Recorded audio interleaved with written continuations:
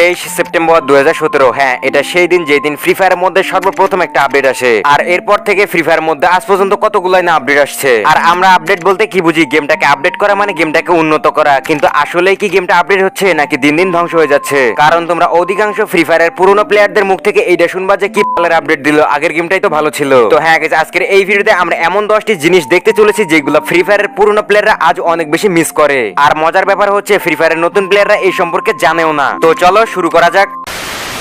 ওকে, তো নাম্বার 10। তো গাইস, তোমরা তো জানো যে বর্তমান সময় ফ্রি ফায়ারের মধ্যে কতই না ইমোট আসতেছে। কিন্তু তোমরা কি জানো পুরনো ফ্রি ফায়ারের মধ্যে ইমোট দিয়ে এমন একটা কিছু করা যায় তো যেটা আজকের ফ্রি ফায়ার প্লেয়াররা কল্পনা করতে পারে না। হ্যাঁ, আমি বলতেছি ইমোট টু লুট গিফটের কথা। আজ থেকে প্রায় 5-6 বছর আগে, যখন 18 শেষে এবং 19-এর শুরুতে আমাদের গেমের মধ্যে এই রকমের সিস্টেম দেখা যেত, যেখানে বিভিন্ন দেয়ালের মধ্যে এই রকমের ইমোট থাকতো এবং ওই ইমোট গুলার সামনে গিয়ে যদি তুমি সেম ইমোট দিতে পারো তাহলে সেখান থেকে তোমাকে অনেক লুট দিত।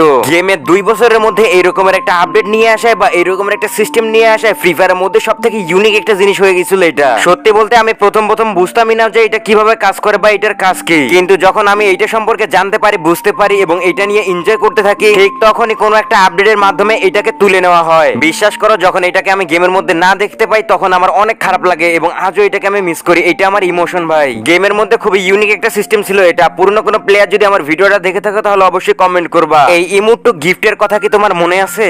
ওকে, তো নাম্বার 9। সত্যি কথা বলতে ভাই, পুরনো ফ্রি ফায়ারে অনেক ইমোশন আছে, কোনটা ছেড়ে কোনটা দেখাবো। যাই হোক, আজকাল তো নতুন ম্যাপ আসতেছে, নতুন জিনিস বা আইটেম আসতেছে। কিন্তু তোমরা কি জানো ফ্রি ফায়ারের সেই 18 সালের ম্যাপটা কেমন ছিল? কারণ 17 সালে যে ম্যাপটা ছিল সেটা ছিল ফ্রি ফায়ারের প্রথম ম্যাপ। যদিও বারমুডা ছিল কিন্তু ওই ম্যাপের মধ্যে কোনো কিছুই ছিল না। কিন্তু 18 সাল আস্তে আস্তে অনেক কিছুই অ্যাড করা হয়েছিল, যার মধ্যে খুবই ইউনিক জিনিস ছিল এই ব্যানানা ট্রি। এই ব্যানানা ট্রি বারমুডা ম্যাপের বিভিন্ন জায়গায় দেখা যেত। আর ম্যাপের মধ্যে এই রকমের অতিরিক্ত ব্যানানা ট্রি থাকার কারণে ম্যাপটাকে অনেক সুন্দর লাগতো। কিন্তু আস্তে আস্তে এইগুলাকে রিমুভ করে দেওয়া হয়। ভাই, একটা কথাই আছে না, ওল্ড ইজ গোল্ড। কারণ ভাই, আগে ফ্রি ফায়ারের মধ্যে আহামরি তেমন কোনো কিছু না থাকলেও দিনের 12 ঘন্টার মধ্যে 8-9 ঘন্টা গেমেই কেটে যেত। আবার রাতের মধ্যে আব্বু আম্মুর থেকে লুকিয়ে তো গেম খেলা হতোই। কিন্তু আজকে দেখো ফ্রি ফায়ার গেমটা এতটা অ্যাডভান্স হয়ে গেছে, কিন্তু আগের মতো মজা কোথায় পাওয়া যাবে? আগে নতুন কোন একটা আপডেট আসলে অনেক খুশি হইতাম যে হাই নতুন একটা আপডেট আসতেছে। সারাদিন সার্ভার ডাউন থাকার পরে যখন 6টার সময় গেমে ঢুকতাম তখন দেখতাম সার্ভার ক্র্যাশ হয়ে যায়। ফাইনালি গেমের মধ্যে ঢোকার পরে নতুন জিনিস দেখে একদম অনেক খুশি হয়ে যেতাম। ভাই, গেম খেলার মজাই ছিল আলাদা।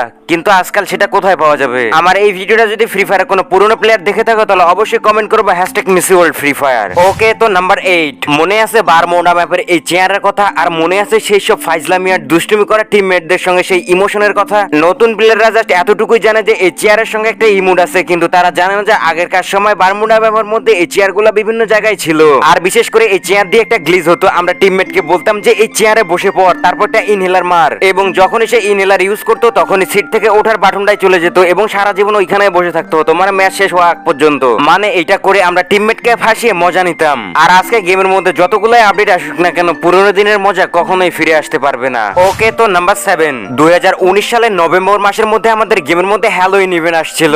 আর সেই হ্যালোইন ইভেন্টের মধ্যে এই রকমের একটা লবি দেওয়া হয়েছিল যেটা ঘোস্ট লবি। আর এই লবির মধ্যে ভয়ানক কুমড়োর মাথার সাথে সাথে অনেক জম্বিও দেখা যেত। এবং এর পাশাপাশি ম্যাপের মধ্যে এক ধরনের পাথর ছিল যেটা ছিল ঘোস্ট স্টোন, মানে ভুতুরে পাথর। মানে ফ্রি ফায়ার বারমুডা ম্যাপের মধ্যে যতগুলা পাথর ছিল সেইগুলোর মধ্যে এরকমের ঘোস্টের ছবি আঁকানো থাকতো। হ্যাঁ জানি, বর্তমান সময় এইটা তোমাদের কাছে কোনো কিছুই মনে হচ্ছে না, কিন্তু পুরনো সময় এইটাই ছিল আমাদের কাছে খুবই ইউনিক এবং ইন্টারেস্টিং অনেক কিছুই। এবং সত্যি কথা বলতে পুরনো সেই দিনগুলোকে আজকে অনেক মিস করি। তবে ওয়েট গাইস, তোমরা যারা অল্প টাকা এবং 100% ট্রাস্টের সঙ্গে ডায়মন্ড টপ আপ করতে চাও তারা চলে যেতে পারো পাগলা বাজার। এখানে তুমি ইউআইডি কোড টপ আপের পাশাপাশি উইকলি, মান্থলি, ইভো অ্যাক্সেস সহকারে সকল ধরনের টপ আপ করতে পারো অল্প টাকায়। এবং টপ আপ করতে গিয়ে কোনো ধরনের সমস্যায় পড়লে তাদের সঙ্গে সরাসরি কথা বলতে পারো। তো লিংক রয়েছে পিন কমেন্টে, এখনই ভিজিট করো পাগলা বাজার। ওকে, তো নাম্বার 6। গাইস, তোমরা তো গেমের মধ্যে এই পেজটাকে সবাই চিনো। হ্যাঁ, এটা হচ্ছে শিবা পেজ। কিন্তু তোমরা কি জানো এক সময় আমাদের গেমের মধ্যে শিবা পেজের উপর বেস করে একটা মোড নিয়ে আসা হয়েছিল। আর যেই মোডের মধ্যে এই ধরনের কিছু কুত্তা থাকতো, আই মিন ডগ বা শিবা পেজ থাকতো। কিন্তু তোমরা জেনে অবাক হবে, এটা কোনো পেজ না, এটা মূলত হচ্ছে একটা গান। আর এইটা ছিল ফ্রি ফায়ারের মধ্যে ইউনিক একটি গান, যেটা হচ্ছে একটা শর্ট গান। আর এই শিবা মোডটা অধিকাংশ ফ্রি ফায়ার প্লেয়ারদেরই অনেক বেশি পছন্দ হয়। আর তার কারণ হচ্ছে এর সাউন্ড ইফেক্টটা। এটা দিয়ে যখন তুমি ফায়ার করবা তখন এখান থেকে একটা কুকুরের মতো সাউন্ড বের হয়, তোমরা নিজেরাই শোনো।